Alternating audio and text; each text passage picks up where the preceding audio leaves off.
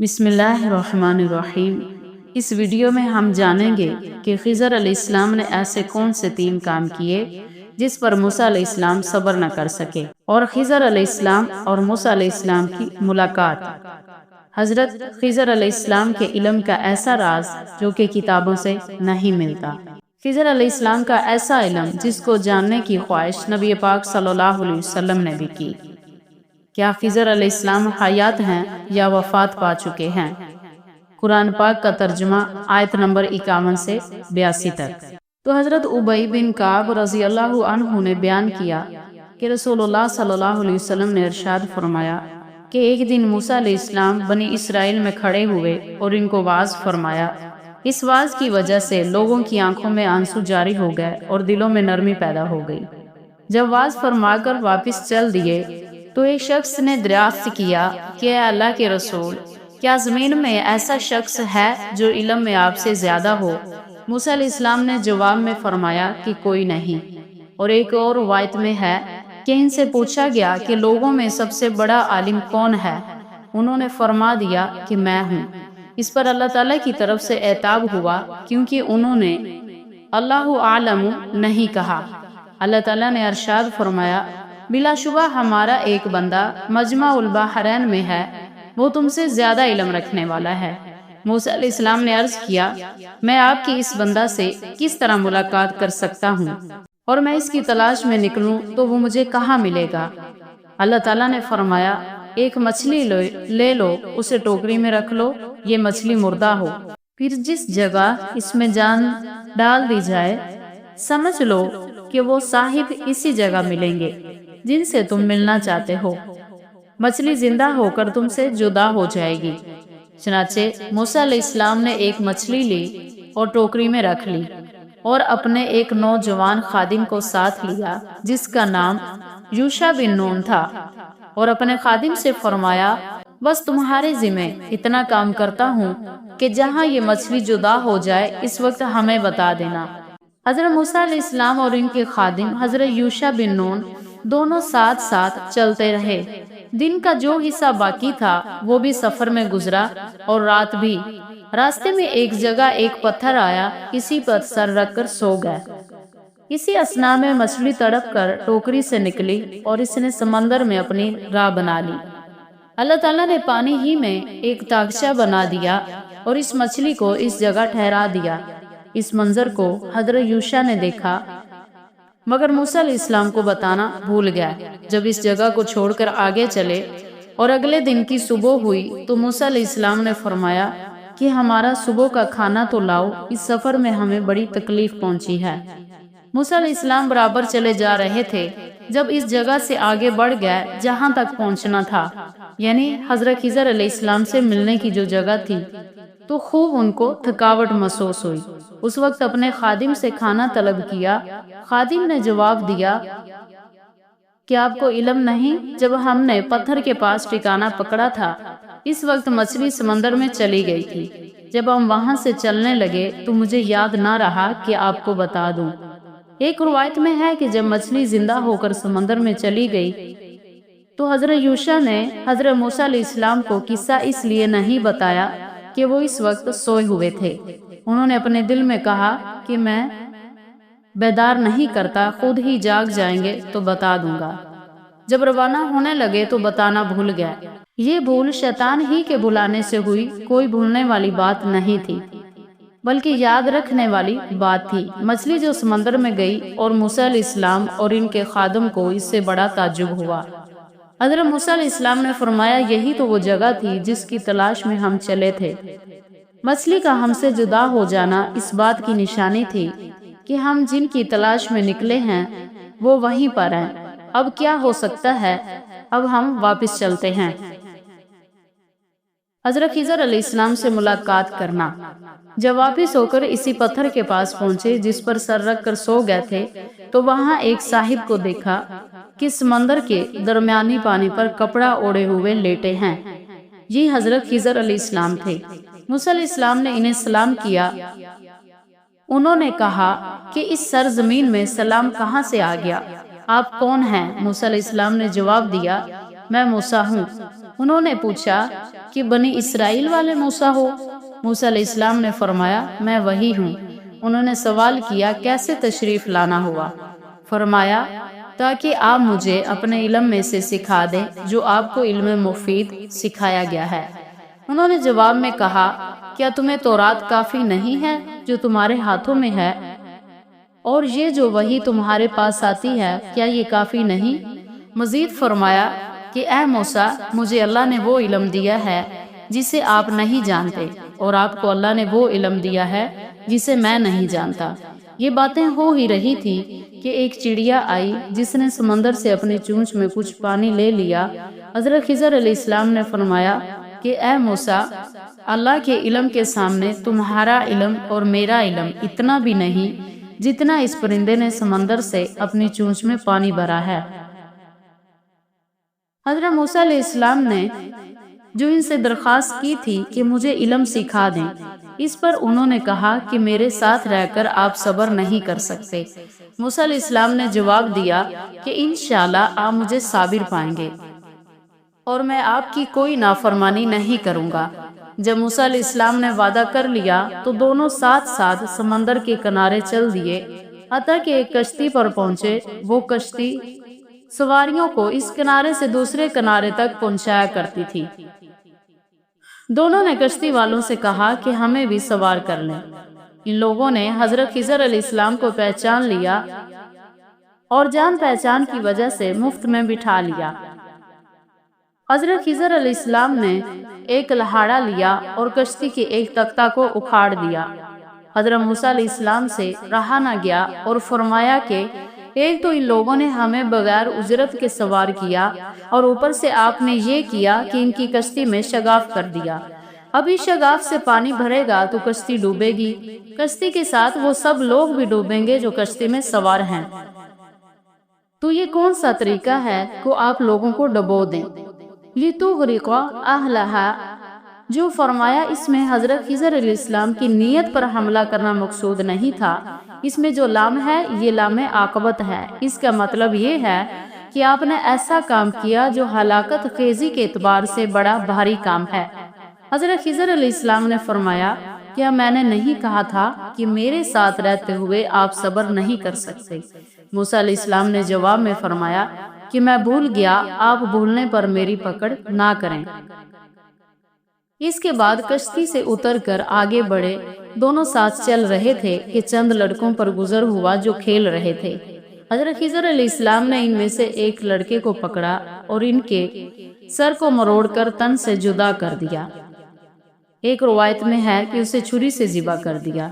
حضرت موسیٰ علیہ السلام سے پھر نہ رہا گیا اور فرمایا کیا تم نے ایک پاکیزہ جان کو قتل کر دیا جس نے کسی کو قتل نہیں کیا؟ جان کا بدلہ جان ہوتا ہے۔ آپ نے یہ تو بڑا ہی ناگوار کام کیا۔ حضرت خضر علیہ السلام نے فرمایا کیا میں نے تم سے نہیں کہا تھا کہ تم میرے ساتھ رہتے ہوئے صبر نہیں کر سکو گے؟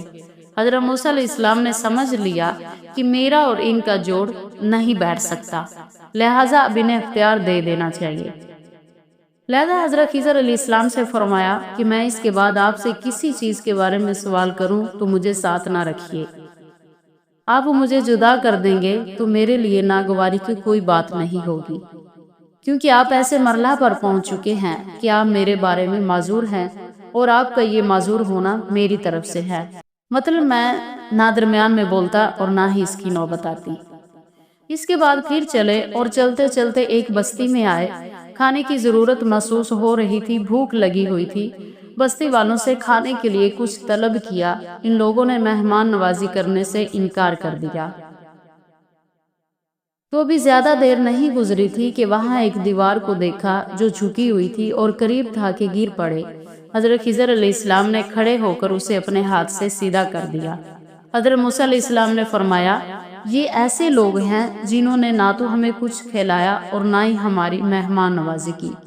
آپ نے ان کا کام مفت میں ہی کر دیا۔ اگر آپ چاہتے تو ان لوگوں سے اپنے اس عمل کی کچھ مزدوری لے لیتے تاکہ ہمارے کھانے کا کام چل جاتا۔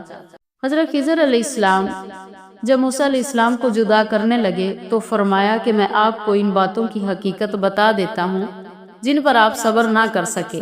حضرت خضر علیہ السلام نے 3 کام کیے تھے، جن میں سے 2 تو حضرت موسیٰ علیہ السلام کے نزدیک بہت ہی زیادہ قابل اعتراض تھے، اور تیسری جو بات تھی وہ کوئی شرعی منکر نہ تھا۔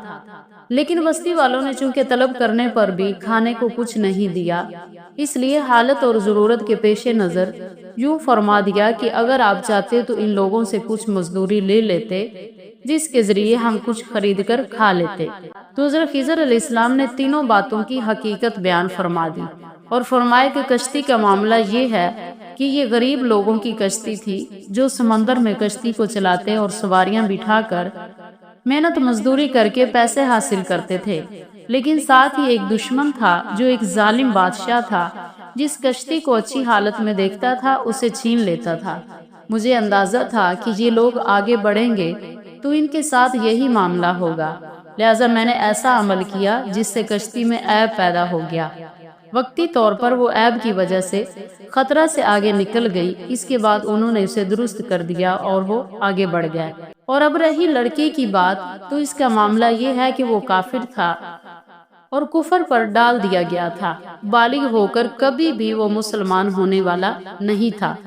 اس کے ماں باپ کو اس سے بہت محبت تھی، اندیشہ تھا کہ بڑا ہو کر اپنے ماں باپ کو بھی کفر پر نہ ڈال دے، ایسا نہ ہو کہ محبت کے جوش میں وہ اس کے کفر کے ساتھی بن جائیں، لہذا اس کو تو قتل کر دیا، اور اس کے بدلے میں اللہ تعالیٰ نے ان کو دوسری اولاد عطا فرما دی جو پاکیزہ ہونے کے اعتبار سے بھی اس لڑکے سے بہتر تھی۔ اب رہی دیوار کی بات، تو اس کی حقیقت یہ ہے کہ وہ 2 بچوں کی دیوار تھی۔ یہ بچے یتیم تھے اور دیوار کے نیچے خزانہ تھا۔ اگر دیوار گر پڑتی تو شہر والے ان کا خزانہ لے جاتے اور وہ دونوں اپنے باپ کی میراث سے محروم ہو جاتے اور تنگ دستی کا شکار ہوتے۔ اول تو یہ بچے یتیم تھے، دوسرے نیک آدمی کی اولاد تھے، تو یوں بھی ان کے ساتھ حسن سلوک کی ضرورت تھی، لہذا ہم نے دیوار کو کھڑا کر دیا تاکہ بالغ ہو جائیں تو اپنا خزانہ نکال لیں۔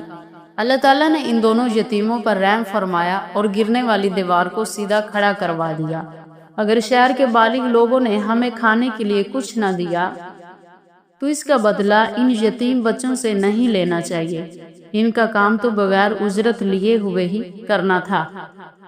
تینوں باتوں کی حقیقت بتا کر حضرت خضر علیہ السلام نے فرمایا، وَمَا فَعَلْتُهُ عَنْ أَمْرِي، یہ جو کچھ میں نے کیا ہے اپنی رائے سے نہیں کیا، اللہ تعالیٰ کی طرف سے مجھ سے یہ کام لیے گئے ہیں۔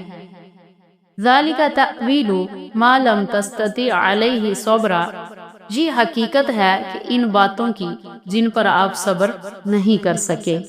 اس قصے سے ہمیں یہ سبق ملتا ہے کہ ہر وہ چیز جو ہمیں بری لگے ضروری نہیں کہ واقعی ہی بری ہو۔ دوسرا یہ کہ اللہ کا فیصلہ ہمیشہ حکمت پر مبنی ہوتا ہے۔ تیسری بات، علم کے درجے مختلف ہوتے ہیں اور صبر اور تواضع علم کی بنیاد ہے۔ اب ہم ان آیات کا ترجمہ پڑھتے ہیں جس میں اللہ تعالیٰ نے اس قصے کو بیان کیا ہے۔ سورہ کاف کی آیت نمبر 51 میں اللہ تعالیٰ نے فرمایا، میں نے ان کو نہ تو آسمانوں اور زمین کے پیدا کرنے کے وقت بلایا تھا اور نہ خود ان کے پیدا کرنے کے وقت، اور میں ایسا نہ تھا کہ گمراہ کرنے والوں کو مددگار بناتا۔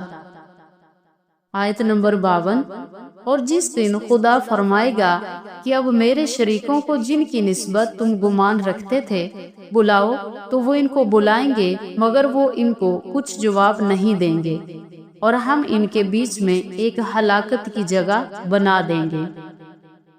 اور گناہگار لوگ دوزخ کو دیکھیں گے تو یقین کر لیں گے کہ وہ اس میں پڑنے والے ہیں اور اس سے بچنے کا کوئی راستہ نہیں پائیں گے۔ اور ہم نے اس قرآن میں لوگوں کے سمجھانے کے لیے طرح طرح کی مثالیں بیان کی ہیں، لیکن انسان سب چیزوں سے بڑھ کر جھگڑالو ہے، اور لوگوں کے پاس جب ہدایت آ گئی تو ان کو کس چیز نے منع کیا کہ ایمان لائیں اور اپنے پروردگار سے بخشش مانگیں، باجز اس کے کہ اس بات کے منتظر ہوں کہ انہیں بھی پہلوں کا سا معاملہ پیش آئے یا ان پر عذاب سامنے آ موجود ہو۔ اور ہم جو پیغمبروں کو بھیجا کرتے ہیں تو صرف اس لیے کہ لوگوں کو خدا کی نعمتوں کی خوشخبریاں سنائیں اور عذاب سے ڈرائیں، اور جو کافر ہیں وہ باطل کی صنعت سے جھگڑا کرتے ہیں تاکہ اس سے حق کو پھسلا دیں، اور انہوں نے ہماری آیتوں کو اور جس چیز سے ان کو ڈرایا گیا مذاق بنا لیا ہے۔ اور اس سے زیادہ ظالم کون ہے جس کو اس کے پروردگار کے کلام سے سمجھایا گیا تو اس نے اس سے منہ پھیر لیا، اور جو اعمال وہ آگے بھیج چکا ہے اس کو بھول گیا۔ ہم نے ان کے دلوں پر پردے ڈال دیے ہیں کہ اسے سمجھ نہ سکیں، اور کانوں میں بوجھ ہے، اور اگر تم ان کو راستے کی طرف بلاؤ تو کبھی راستے پر نہیں آئیں گے۔ اور تمہارا پروردگار بخشنے والا صاحب رحمت ہے، اگر وہ ان کے کرتوتوں پر ان کو پکڑنے لگے تو ان پر جلدی عذاب بھیج دے، مگر ان کے لیے ایک وقت مقرر کر رکھا ہے کہ اس کے عذاب سے کوئی پناہ کی جگہ نہیں پائیں گے۔ اور یہ بستیاں جو ویران پڑی ہیں، جب انہوں نے کفر سے ظلم کیا تو ہم نے ان کو تباہ کر دیا، اور ان کی تباہی کے لیے ایک وقت مقرر کر دیا تھا۔ اور جب موسیٰ علیہ السلام نے اپنے ساتھی سے کہا کہ جب تک دو دریاؤں کے ملنے کی جگہ میں نہ پہنچ جاؤں تب تک میں واپس نہیں ہٹوں گا، خواہ میں برسوں تک چلتا رہوں۔ آیت نمبر 61 میں اللہ نے فرمایا، جب ان کے ملنے کے مقام پر پہنچے تو اپنی مچھلی بھول گئے، تو اس نے دریا میں سرنگ کی طرح اپنا راستہ بنا لیا۔ جب آگے چلے تو موسیٰ علیہ السلام نے اپنے ساتھی سے کہا کہ ہمارے لیے کھانا لاؤ، اس سفر سے ہم کو بہت تھکان پہنچی ہے۔ اس نے کہا کہ بھلا آپ نے دیکھا کہ جب ہم نے پتھر کے پاس آرام کیا تھا تو میں مچھلی وہیں بھول گیا، اور مجھے آپ سے اس کا ذکر کرنا شیطان نے بھلا دیا، اور اس نے عجب طرح سے دریا میں اپنا راستہ لیا۔ موسیٰ علیہ السلام نے کہا، یہی تو وہ مقام ہے جسے ہم تلاش کرتے تھے، تو وہ اپنے پاؤں کے نشان دیکھتے واپس لوٹ گئے۔ وہاں انہوں نے ہمارے بندوں میں سے ایک بندہ دیکھا جس کو ہم نے اپنے ہاں سے رحمت یعنی نبوت اور نعمت دی تھی، اور اپنے پاس سے علم بخشا تھا۔ موسیٰ علیہ السلام نے ان سے جس کا نام خضر تھا کہا کہ جو علم خدا کی طرف سے آپ کو سکھایا گیا ہے، آپ اس میں سے مجھے کچھ بھلائی سکھائیں تو میں آپ کے ساتھ رہوں۔ خضر علیہ السلام نے کہا، تم میرے ساتھ رہ کر صبر نہیں کر سکو گے، اور جس بات کی تمہیں خبر ہی نہیں اس پر صبر کر بھی کیسے سکتے ہو؟ موسیٰ علیہ السلام نے کہا، خدا نے چاہا تو آپ مجھے صابر پائیں گے، اور میں آپ کے حکم کے خلاف نہیں کروں گا۔ خضر علیہ السلام نے کہا، اگر تم میرے ساتھ رہنا چاہو تو شرط یہ ہے کہ مجھ سے کوئی بات نہ پوچھنا جب تک میں خود اس کا ذکر تم سے نہ کروں۔ آیت نمبر 71۔ تو دونوں چل پڑے، یہاں تک کہ جب کشتی میں سوار ہوئے تو خضر علیہ السلام نے کشتی کا ایک تختہ اکھاڑ ڈالا۔ موسیٰ علیہ السلام نے کہا، کیا آپ نے اس کو اس لیے توڑا ہے کہ سواروں کو غرق کر دیں؟ یہ تو آپ نے بڑی عجیب بات کی۔ خضر علیہ السلام نے کہا کہ کیا میں نے نہیں کہا تھا کہ تم میرے ساتھ صبر نہیں کر سکو گے؟ موسیٰ علیہ السلام نے کہا، جو بھول مجھ سے ہوئی اس پر آپ پکڑ نہ کیجیے، اور میرے معاملہ میں مجھ پر مشکل نہ ڈالیے۔ پھر دونوں چلے، یہاں تک کہ راستہ میں ایک لڑکا ملا تو خضر علیہ السلام نے اسے مار ڈالا۔ موسیٰ علیہ السلام نے کہا کہ آپ نے ایک بے گناہ شخص کو ناحق بغیر قصاص کے مار ڈالا، یہ تو آپ نے بری بات کی۔ خضر علیہ السلام نے کہا، کیا میں نے تم سے نہیں کہا تھا کہ تم میرے ساتھ صبر نہیں کر سکو گے؟ انہوں نے کہا، اگر میں اس کے بعد پھر کوئی بات پوچھوں یعنی اعتراض کروں تو مجھے اپنے ساتھ نہ رکھیے گا کہ آپ میری طرف سے عذر کے قبول کرنے میں غایت کو پہنچ گیا۔ پھر وہ دونوں چلے، یہاں تک کہ ایک گاؤں والوں کے پاس پہنچے اور ان سے کھانا طلب کیا، مگر انہوں نے ان کی ضیافت کرنے سے انکار کر دیا۔ پھر انہوں نے وہاں ایک دیوار دیکھی جو جھک کر گرنا چاہتی تھی۔ خضر علیہ السلام نے اس کو سیدھا کر دیا۔ موسیٰ علیہ السلام نے کہا، اگر آپ چاہتے تو اس کام کا معاوضہ لیتے تاکہ کھانے کا کام چلتا۔ خضر علیہ السلام نے کہا کہ اب تجھ میں اور مجھ میں علیحدگی ہے، مگر جن باتوں میں تم صبر نہ کر سکے تھے میں ان کا تمہیں راز بتا دیتا ہوں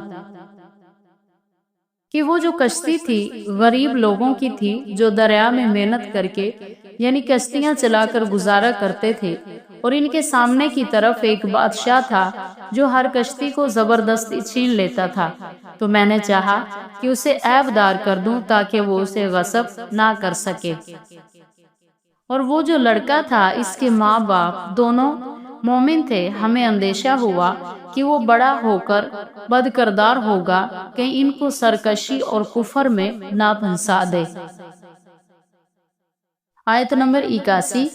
تو ہم نے چاہا کہ ان کا پروردگار اس کی جگہ ان کو اور بچہ عطا فرمائے جو پاک اور محبت میں زیادہ قریب ہو، اور وہ جو دیوار تھی 2 یتیم لڑکوں کی تھی جو شہر میں رہتے تھے، اور اس کے نیچے ان کا خزانہ مدفون تھا، اور ان کا باپ ایک نیک بخت آدمی تھا، تو تمہارے پروردگار نے چاہا کہ وہ اپنی جوانی کو پہنچ جائیں اور پھر اپنا خزانہ نکال لیں۔